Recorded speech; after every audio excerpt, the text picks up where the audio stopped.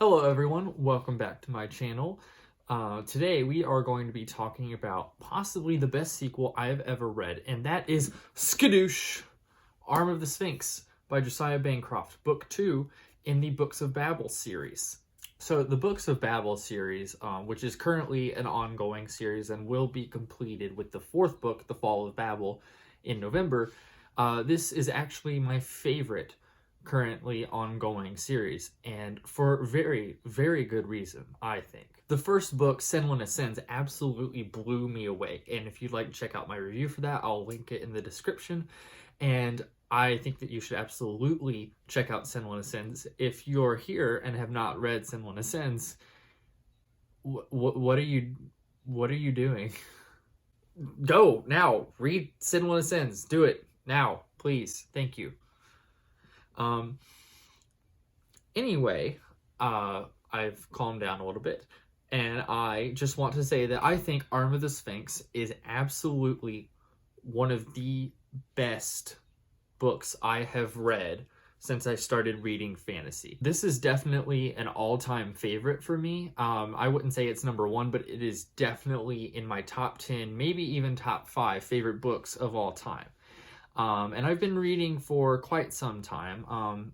Back in the day, I used to read comic books a lot, so I kind of don't really count those anymore. But in terms of real, like, novels and short stories collections, this is one of my favorite books of all time.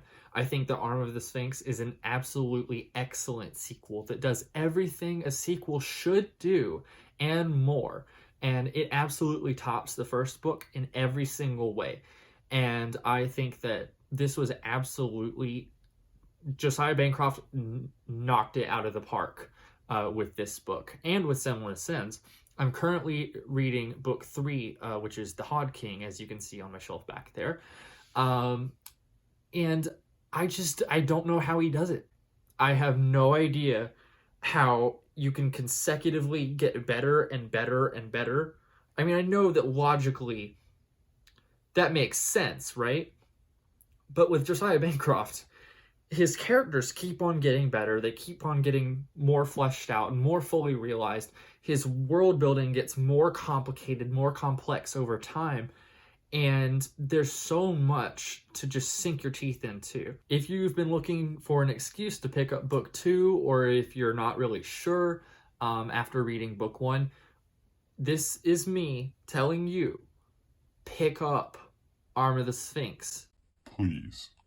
Do yourself a favor, because this book is absolutely fantastic. Now let's actually get into the review here. Following the events of Senlin Ascends, Senlin and his friends are sort of having a difficult time getting by, and they have been forced into a life that is not what they thought it would be and not what any of them expected they would ever have to deal with.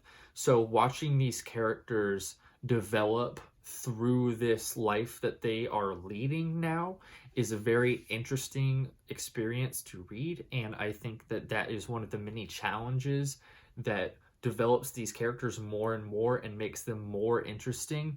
Josiah Bancroft absolutely excelled at using these events to bring out the best or the worst in his characters, and I think that that is one of the best things a writer can do, is use the events, use the situations to enhance the character building, the development of the characters that you're supposed to know and love. And over time, as the book progresses, I fell more in love with the characters, especially Senlin, and even Edith, actually, surprisingly. I really did like Edith in the first book, but over the course of this book, I really did come to like her character even more. I'm not the biggest fan of Adam or Valletta, but even then, they're still very well-developed characters, and once there are a couple of new characters introduced sort of early on during the book, I can't really say because of spoilers, they are also very well developed, and I really enjoyed watching Senlin get closer to his goal that he had in the first book, but he's also distracted. He's also distracted by the life that he has to live now in order to survive. And I think that that was a brilliant metaphor for the human experience. We as humans typically are somewhat goal oriented, I've noticed, or at least I am. And so for me, I like to set goals and I want to be at a certain point at a certain time. And if I'm not able to do that, then I kind of get frustrated with myself. I'm not very happy. And so I found this book, and the way that Josiah Bancroft sort of tells this story reminded me an awful lot of what it feels like to really, really want one thing and to be constantly distracted or pushed away, pushed farther back from your goal. And I felt that that was a brilliant use of metaphor, an extended metaphor at that. And I love it. I'm going to continue with the praise here because Josiah Bancroft's writing style is absolutely amazing. And I think that amazing is sort of a cliche word, but I don't really know how else to describe it other than it feels like it's a classical writing style. It feels like something that you would probably read like 150, 200 years ago, except it's been sort of updated and tightened and it's become more efficient in the way that it's written, but it still has that classical feel. And with the words, you might not exactly know what they mean at first. I didn't know what the word brusquely meant until I had to like look it up. But when it said brusquely, I was like, what does that mean? But I looked it up and no problem.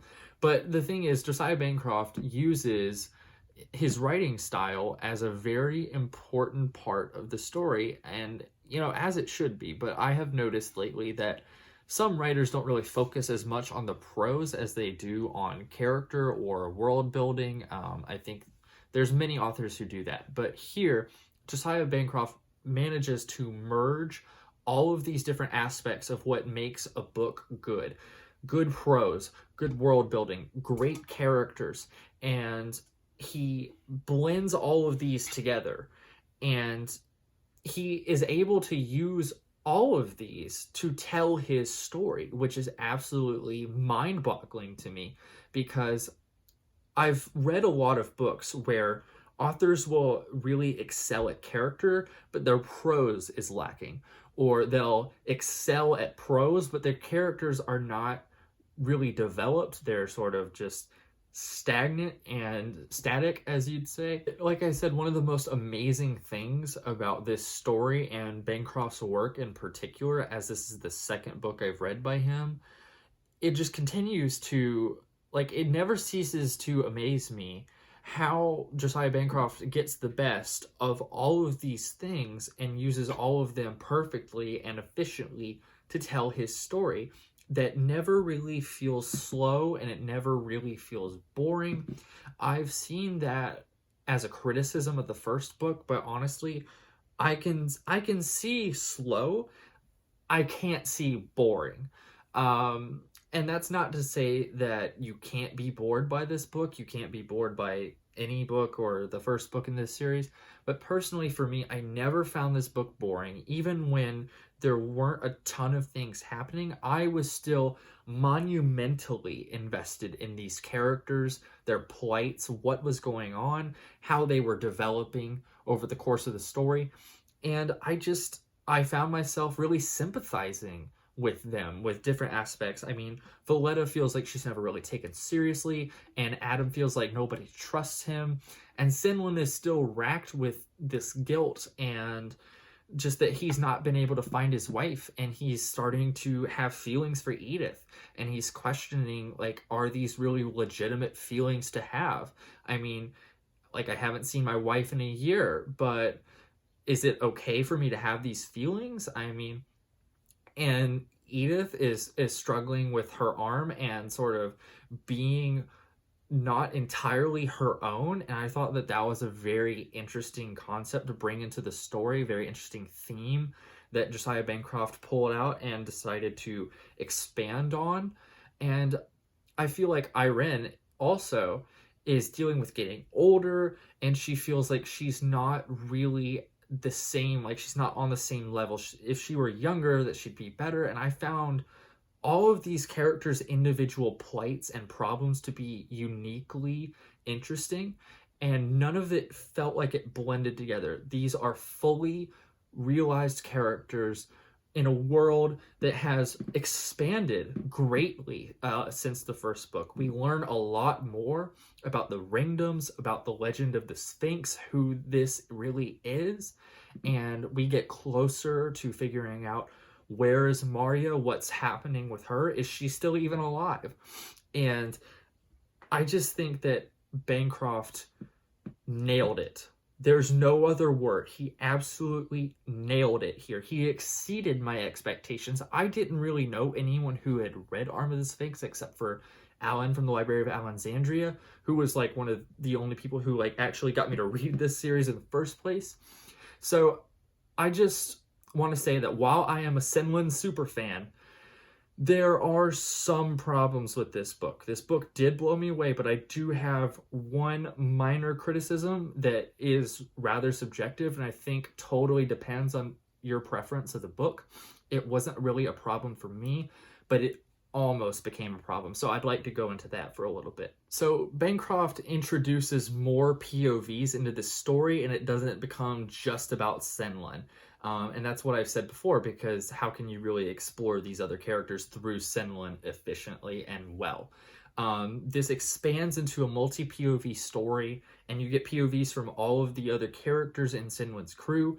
And while I felt that all of these were very interesting, as I said, and I was very intrigued by each individual character, even though I didn't really love two of them, which I've already mentioned, toward the end, around the 2/3 mark, I was like, Senlin, this feels more like Senlin's story, but we're starting to lose it a bit, and I feel like the book slightly suffered at the expense of adding POV characters into the story.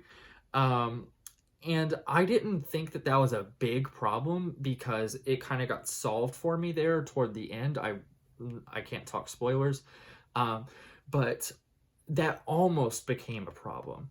If you don't like these other characters, which I honestly don't understand how you couldn't, like how could you not like these characters? How could you not like these brilliantly conceived characters that are just so beautiful to read about? I mean, if you don't, that's fine. I understand. But the lack of Senlin almost became a problem. Like, borderline almost became a problem. Like, it was so close. This is where we were at. This is the line. This is where it was at. But that problem got solved. And at the end of the day, I was fine with it, because it sort of fixed my issues with it. It fixed my worries about it. And then the story wrapped up in a way that I thought was very interesting. I've seen some people have some criticisms about what happened in the last like 10 pages of the book. If you read it, you know what I'm talking about. Then I don't really know how I feel. I still have to work through my feelings on this one. I'm only about 40% of the way through The Hod King, and the development of that little plot line, not really sure how I feel about it. So maybe I'll talk more about that in my Hod King review, but until then, I would like to say thank you guys for watching. As always, like and subscribe if you're new here. Join the Discord. Please join the Discord. I always love seeing new faces in the Discord. I would love to talk about this book and this series in the Discord with you all in the comments. Meet me there, and thank you so much for watching, and I hope that you have a fantastic day.